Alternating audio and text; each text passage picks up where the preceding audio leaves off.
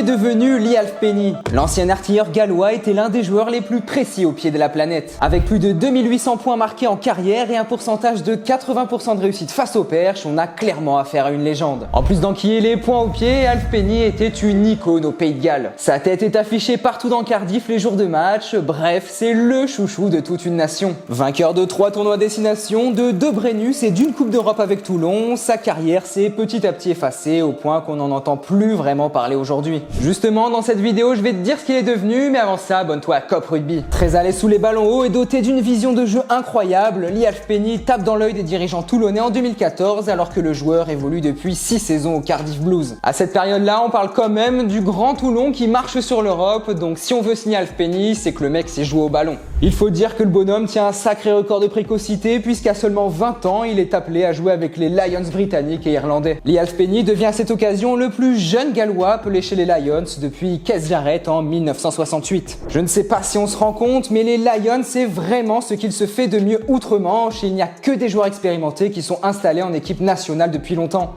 Il faut dire que le gars à 19 ans tapait déjà les pénalités pour son équipe nationale, ça en dit long sur sa maturité. Il est considéré par beaucoup de suiveurs comme l'un des meilleurs joueurs gallois de sa génération, à l'époque où le 15 du Poireau arrivait à gagner des matchs. Oui, cette époque a bel et bien existé. Il est même nommé en 2013 pour le titre de meilleur joueur du monde aux côtés d'Eben Etzebeth et Sergio Parisse quand même. À Toulon, on lui donne la lourde tâche d'être le successeur d'un certain Johnny Wilkinson sur les jeux au pied. On est d'accord qu'il y a plus simple comme objectif. Mais rien n'affole le gallois qui continue de faire ce qu'il sait faire, même s'il est entouré de stars. En parlant de stars, grâce à un bon maillot, on va déterminer ensemble quelle sera l'équipe de notre prochain joueur du format.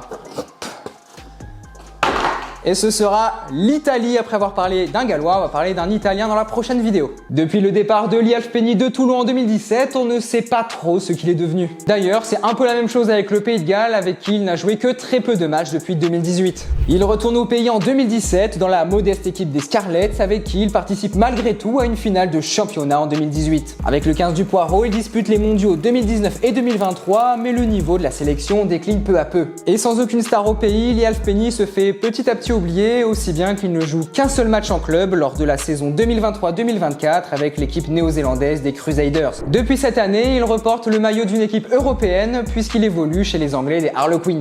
Le Gallois, qui a aujourd'hui 36 ans, tente de se refaire un nom dans une équipe compétitive aux côtés d'un certain Marcus Smith. Et ça marche plutôt bien puisque cette année, Lee Halfpenny possède du temps de jeu, même si c'est pas mal de bouts de match. Mais tu vas voir que son histoire ne s'arrête pas là. Des rumeurs annoncent que le Gallois aux 105 sélections serait en contact avec le club de Béziers qu'il pourrait rejoindre dès la saison prochaine. Alors bien sûr, rien d'officiel, mais l'arrière était il y a quelques jours dans l'Hérault pour visiter les installations du club. En tout cas, si ce transfert se fait, ça prouvera encore une fois que notre cher Pro D2 a la cote chez nos voisins anglo-saxons. Une manière de boucler la boucle après son premier passage en France réussi. Et toi, quel est le souvenir le plus marquant que tu gardes de la carrière de Lee Halfpenny? Dis-le moi dans les commentaires, et si cette vidéo t'a plu, n'oublie pas de t'abonner à Cop Rugby.